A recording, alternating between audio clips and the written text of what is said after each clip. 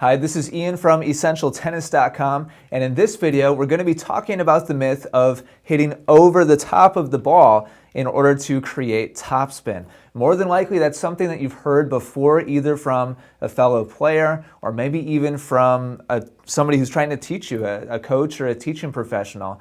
And we're going to examine exactly how true that is. And just to show you exactly what I'm talking about in case you're not sure, and a lot of people I've heard use this phrase, hit over the top of the ball, is just simply if I'm hitting the back of the ball and I want to make the ball go that way with topspin, which means the ball would be rotating this way, then doesn't it kind of make sense that turning the racket over the top of the ball would make the ball rotate in that direction? Well, let's go ahead and look at some super slow motion footage of pros in action and find out what they're doing in order to create topspin. And the first player we're going to look at is Novak Djokovic. And you'll see him actually stepping inside the court here for a short ball. This is a ball he's going to be attacking on. And we're going to start keeping a tally of three things that pros the majority of the time are doing in order to hit the ball effectively with a topspin stroke. Number one is that you may be surprised to find out that at contact, their racket face is within at least a couple degrees of just being perpendicular. In other words, flat right behind the ball. I think a really common misconception is that in order to hit topspin, at some point, the racket probably touches the top of the ball.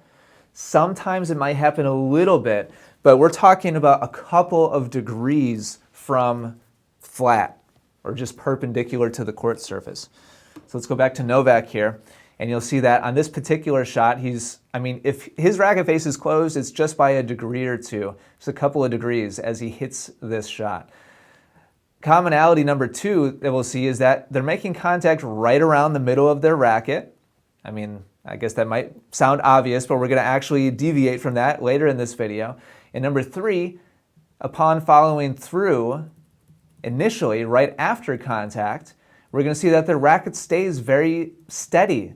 And I've gone through dozens and dozens, probably hundreds by now, of clips of super slow motion forehands and backhands, just like this one, from all the top professional players. And I can tell you that the vast majority of the time, this is the case. There is no quick closing over of the racket to try to get around the top of the ball. The racket will close as part of a natural topspin follow-through eventually, but not as contact is being made. Okay, let's look at a couple more examples. Here's Rafa. Nobody hits bigger topspin than Rafa. And we'll see the same three things. At contact, the racket is slightly closed here, a couple of degrees. It's hard to tell for sure because we're not straight on the side. Contact dead in the middle of his racket. And look at how his racket continues to be very consistent and steady. It closes slightly as he makes contact, or rather immediately after contact, but certainly not over the top of the ball. At contact, he's meeting the ball right behind it. Okay? And now I've got, I believe, two examples here of Roger from the side. Here's contact, racket face maybe slightly closed, very close to perpendicular. Contact right in the middle of the racket, and then racket face maintains that steady direction. One more example of Roger here. At contact, flat racket face, middle of the racket face, and racket face continues to stay consistent and steady. Again, it will close over as part of a natural topspin follow-through, but not until well after the ball has already left the strings. It's not actually part of contact making the ball rotate. Okay, so we just saw examples of Roger, Rafa, and Novak all hitting with a flat, steady, consistent racket face from low to high up the back of the ball. Now, I know what some of you are saying, but Ian, I've seen video footage of top pros hitting the ball and immediately the racket closes over the top of the ball. I've seen that before. This isn't my first YouTube video. All right, so let me show you what's going on when that actually occurs. Let's go back to the screen here, and the first player we're going to look at is Rafa. And remember the three things we talked about before. Now here's contact. Look at where the ball is here. This is actually very slightly after contact. His racket is already a little closed. Look at where contact is being made. The ball is down at the bottom of the racket face. So when that occurs, we're holding on to the handle, which is right in line with the center of the racket face. When contact is made on the bottom edge of the racket will twist over. Unless you just have an iron grip around the handle, the racket will twist over. It's going to torque the racket and cause it to become unstable and turn over.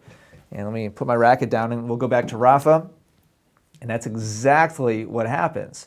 Look at just 1, 2, 3, 4 clicks after contact. His racket is facing down towards the court.